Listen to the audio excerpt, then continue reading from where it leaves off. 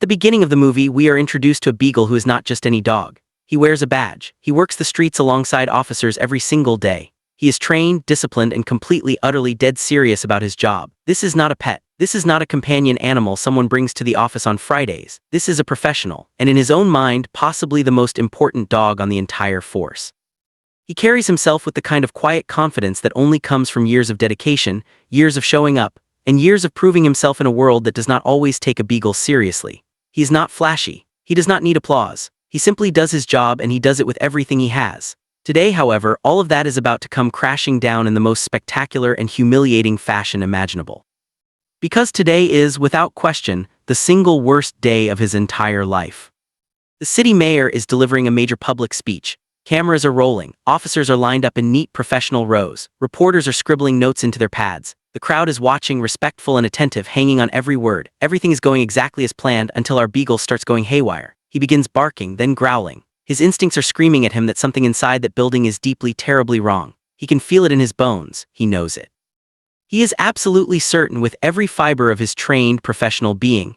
The bomb squad rushes in, the crowd holds its collective breath, and officers fan out in tense formation around the perimeter. Everyone is waiting. The tension is unbearable. And when they finally pry open the suspicious package that has sent this decorated police dog into full emergency alarm mode, it's a piece of meat. The laughter is immediate, it is loud. It is the kind of laughter that echoes. Officers, reporters, bystanders, everyone cracking up at the dog standing there, tail tucked between his legs, the absolute picture of professional humiliation. This is not just embarrassing, this is career-ending. This is the kind of moment people talk about for years. Our hero, stripped of his dignity and then physically stripped of his uniform, is left to wander the streets completely alone. He has nothing, no badge, no purpose, no partner coming to find him. A dog catcher eventually spots him drifting aimlessly and hauls him off to what can only be described as a canine prison, a loud, chaotic, deeply undignified place where our very serious, very decorated former police dog now sits surrounded by a level of disorder that would have horrified him just 24 hours ago.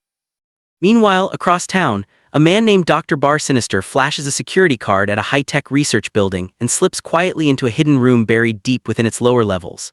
This room is full of caged animals, dim lighting, and the kind of equipment that does not belong in any legitimate laboratory. Bar Sinister does not operate within the bounds of ethics, oversight, or human decency. He runs illegal experiments here at night, far from regulators and consequences, answering to no one but his own ambition. He is brilliant in the precise way that only the most dangerous kind of villain can ever truly be, completely focused, entirely without conscience, and absolutely certain that the ends justify whatever means he chooses. He orders his nervous assistant, a man named Cad, to bring him a fresh test subject from the pound. The dog they select, entirely by chance, is our disgraced beagle, still reeling from the worst day of his life and now sitting in a wire cage being loaded into a van. Bar Sinister prepares a massive syringe, a precisely engineered DNA cocktail designed to give one single dog the blinding speed of a cheetah, the raw crushing strength of an elephant, and the soaring ability to fly like an eagle. He approaches the cage slowly, needle raised, his expression calm and clinical in the way of a man who has done terrible things so many times they no longer register. He leans in close. The moment arrives, the needle draws near, and the dog sneezes directly into his face. What follows is pure, spectacular, completely uncontrollable chaos. The beagle hits every button on the control panel, sends pressurized chemical containers flying in all directions, and the entire laboratory erupts in a massive, blinding explosion. A surge of raw experimental energy tears through his small body, unlike anything that has ever happened to a living creature in the history of science. And suddenly, he is moving faster than the human eye can possibly follow. He blasts clean through the reinforced steel door like it is made of paper and disappears into the open city as nothing more than a blur on the wind. Bar Sinister peels himself off the floor of his destroyed lab, ears ringing, coat singed, with a brand new scar carved across his face and a brand new obsession burning behind his eyes. Back on the streets, a car strikes the beagle at full speed. The driver, a mild-mannered, genuinely good-hearted security guard named Dan, leaps out of the vehicle expecting to find something devastating. The dog is completely, inexplicably fine. The car has a dent the size of a small refrigerator. Dan, not knowing what else to do, takes him home. There we meet Jack, his teenage son, a clever kid so thoroughly committed to avoiding school that he has been forging increasingly creative doctor's notes, including one that claimed he had monkeypox. They give the dog the name Shoe Shine. Jack, a teenager who has seen things and is not easily impressed by anything, is not particularly moved. That changes with startling speed. While Jack is at school the following day, Shoe Shine begins discovering his powers through a series of increasingly destructive accidents. A dog food can explode violently across the entire kitchen. A single bark shatters every window on the ground floor of the house. The family couch launches itself across the living room and into the wall. When Jack returns home and stares at the wreckage and asks what on earth happened, a voice answers him calmly. Full sentences, correct grammar, the dog is talking. Jack loses his mind completely, sprinting through every room in the house at full speed while Shoe Shine follows at a patient trot, perfectly calm, genuinely just trying to have a reasonable and mature conversation about the situation. Eventually, the screaming winds down. They reach an understanding. Testing begins immediately. Shoe Shine moves so fast he appears to hover off the ground. His sneeze launches him backward with enough force to plant him deep in a garden bush. And then his super hearing catches something from far across the city, Polly, a dog he recognizes from the park, crying out for help. Shoe Shine does not hesitate for even a second. He tears off at full speed. Along the way he clips a delivery truck, steals a sandwich from a very startled pedestrian, sends a man's hairpiece spinning off into the distance, and crashes hard into a trash can before he even arrives at the scene. But the beautiful, ridiculous chaos of his arrival somehow works perfectly. A flying trash lid knocks out one thief. A collapsing fire escape handles the other. Shoe Shine catches the stolen camera in midair, and entirely without intending to, snaps a selfie in the process. Jack, now fully understanding what he is dealing with, convinces Shoe Shine to embrace the role completely. They work together to stitch a red costume inspired by a beloved cartoon character called Underdog, establish a 3-bark emergency call system, and take their first real run at the city together. The streets start buzzing. People pull out their phones. A flying dog in a red suit is saving people, and nobody quite knows what to make of it.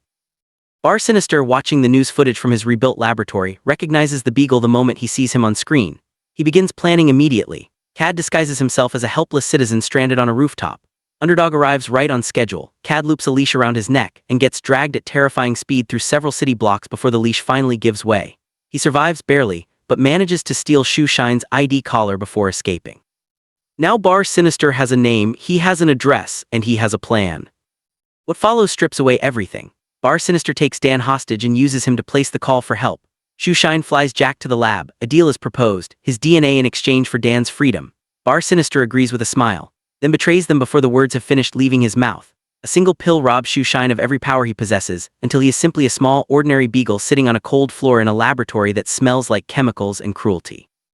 The stolen DNA is injected into 3 of Bar Sinister's dogs. The transformation is instantaneous and terrifying, bigger, faster, stronger, and completely under Bar Sinister's command.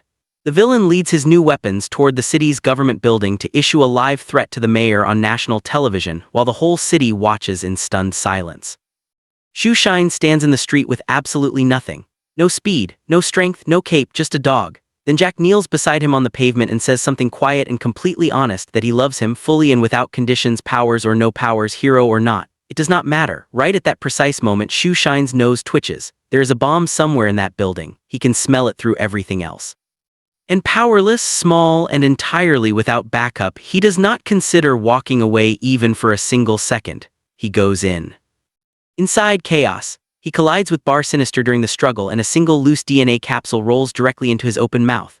Everything comes flooding back faster than before, stronger than before, more alive than it has ever felt. But rather than immediately fighting the superdogs, he stops. He speaks to them. He tells them the truth, that they are living creatures, not experiments, not instruments, not weapons built for someone else's war. The words land. One by one, they turn on the man who made them. Bar Sinister, cornered and furious, hits the bomb trigger, 1 minute and 40 seconds on the clock. Shoe Shine frees Molly and Polly from the rooftop without slowing down, seizes the bomb, and drives it deep into the earth just as it explodes. The force of the blast catches him underground. He pushes every last thing he has, tearing through soil and concrete, and punches through the surface at the very last possible moment. The shockwave does the rest. It sends him rocketing up through the atmosphere and all the way into open space. For one long, breathless, weightless moment, he simply floats there, stars above him, the whole city far below, silence. Then gravity, patient and unhurried and completely inevitable, begins pulling him home. He re-enters the atmosphere like a comet trailing light and crashes back to Earth in the middle of the street. Jack sprints to where he landed and drops to his knees, certain of the worst, tears already falling. Then one eye opens, just one. The crowd around them absolutely erupts. Bar Sinister is escorted to a prison cell and placed directly beside Cad, who he will now have to share a wall with indefinitely. He is not handling it well. Shoe Shine shares a quiet goodbye with Polly and lifts off to watch over the city for another day. On his way home, he glides around a corner and comes face to face with the same pack of street dogs who used to make his life miserable. They square up immediately. The posturing starts. The threats begin to form. Shoeshine stands completely still. He takes one long, slow breath, and then releases a supersonic bark of such staggering power that it strips the fur completely and instantaneously off the gang leader's head, leaving him standing there bald, wide-eyed, and utterly speechless in front of his entire crew. Nobody is laughing this time. And that is the complete story of Underdog, a dog who started with nothing, lost every single thing he had, and still chose to show up every time it counted. From disgraced, humiliated police dog to full-blown city-saving superhero, this story has always hit different, and it always will.